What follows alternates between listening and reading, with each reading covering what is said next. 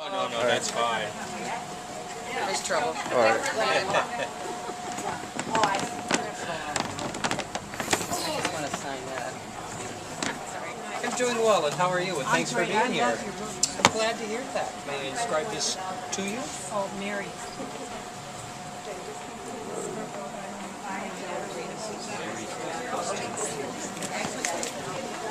Oh, gosh! I'm glad to hear that. I sure have a good time writing them. And I'm glad people buy them. You know, you can tell you have a good time writing I'm them. glad that comes through.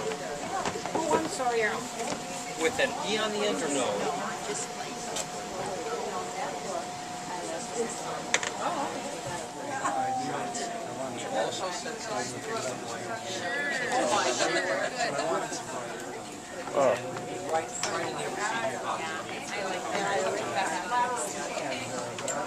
May I describe this to you? Is it just for you or is it for your husband too? Food. You were here, I don't know how many years ago, maybe Norman can remember, 7, 8 years ago, and maybe had 3. 3. So I think it was after Boundary Waters, maybe Purgatory Bridge, not too far into your series yet. So I think a lot of you already had an opportunity to meet Kent, and my name is Carol Dunn, I'm the owner of the store, but you're here to hear him. For those who didn't hear, a couple things. He's going to talk about his new book that's coming out August 30th. One, you can sign up here, and I'll reserve a copy for you at 15% off that you can pick up on the 30th. And the second kind of fun thing is, I've already read this, and it's fabulous. I didn't say it before because that goes without saying. And I'm going to door prize this off. So if you put your name and number in here at the end of the evening, I'll pull it out. We'll door prize that off, and I'll sign it for you. So turn it over to you. Thank you very much. Hey, thanks for coming out this evening, folks.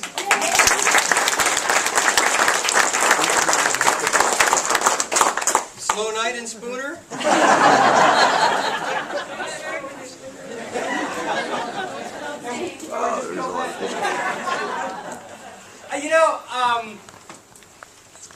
Boy, I'm just so pleased to be here and so pleased to see everyone else here this evening. I was telling somebody it didn't used to all be like this. In fact, in the early days, it wasn't uncommon for me to travel a long distance to a bookstore, and it would be just me and the bookstore owner and the bookstore owner's cat. So I'm always pleased when people actually turn out for me, so thanks very much. I'm going to do 3 things this evening. I'm going to talk a little bit about where my writing comes from. I'm going to talk a little bit about where I am in my writing right now, and I'm going to talk a little bit about what's on the horizon for me and for Cork O'Connor.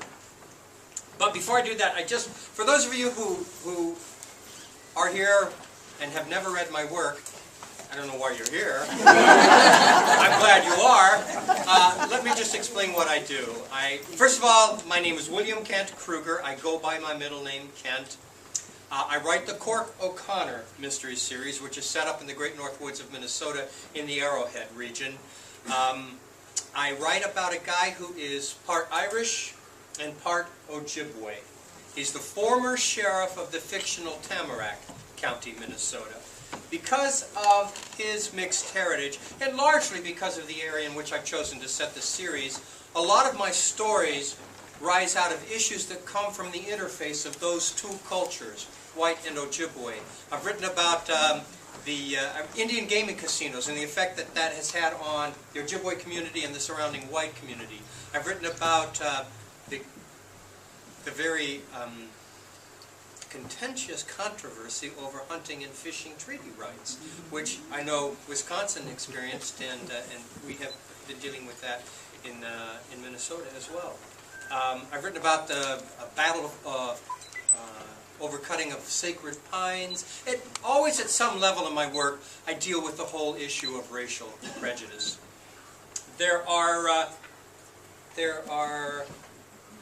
I've lost count of how many books there are in my series.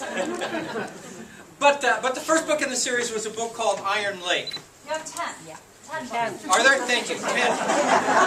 Apparently.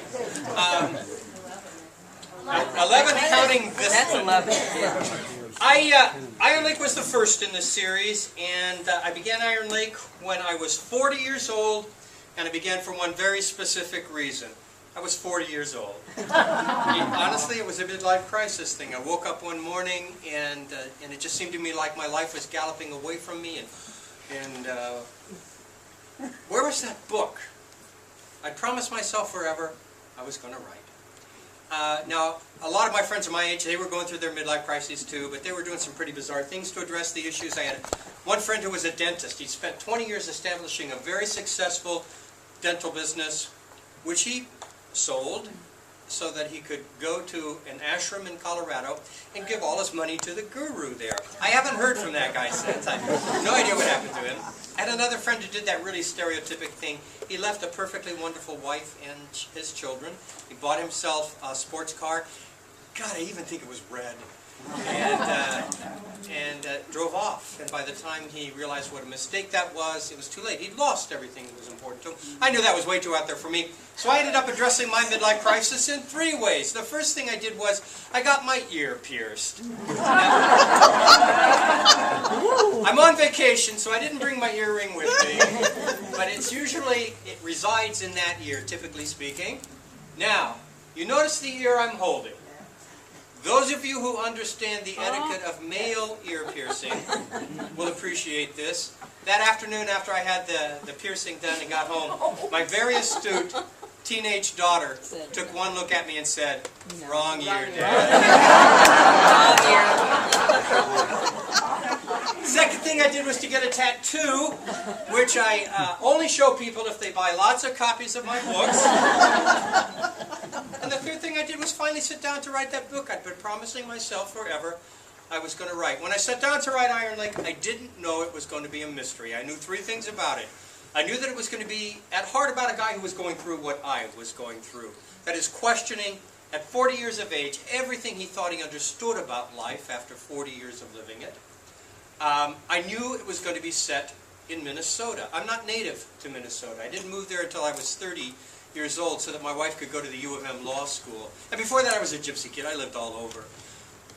But I swear to you, the minute I set foot in Minnesota, it felt to me like I'd finally found home. I fell in love with that place. And so I always knew that when I finally sat down to write that book, it was going to be somehow a homage to Minnesota. And the third thing I knew about it, and you guys are going to love this, I knew it was going to be set in the dead of winter. I didn't understand winter until I moved to Minnesota. And after I experienced my first true Minnesota winter, I wanted to share that knowledge with the world. Seriously, one of the things I set out to do in Iron Lake was to write a book. And it wouldn't matter if people were going to read it on a beach in Florida or California or Hawaii and the sun was beating down on their backs. They could, just from reading what I put in the pages of this book, know what it was like to stand outside on a day when the wind chill is 50 below and cold to the bone. Iron Lake did really well for me. Won a bunch of awards regionally and nationally. It was the first of my novels optioned by Hollywood. It was translated into a bunch of languages, and it really launched me into the series as a whole. It was followed by Boundary Waters, Purgatory Ridge, Blood Hollow, Mercy Falls, Copper River, Thunder Bay, Red Knife, Heaven's Keep, and last year, Vermilion Drift. Okay, so that's kind of the past. That's where my writing comes from.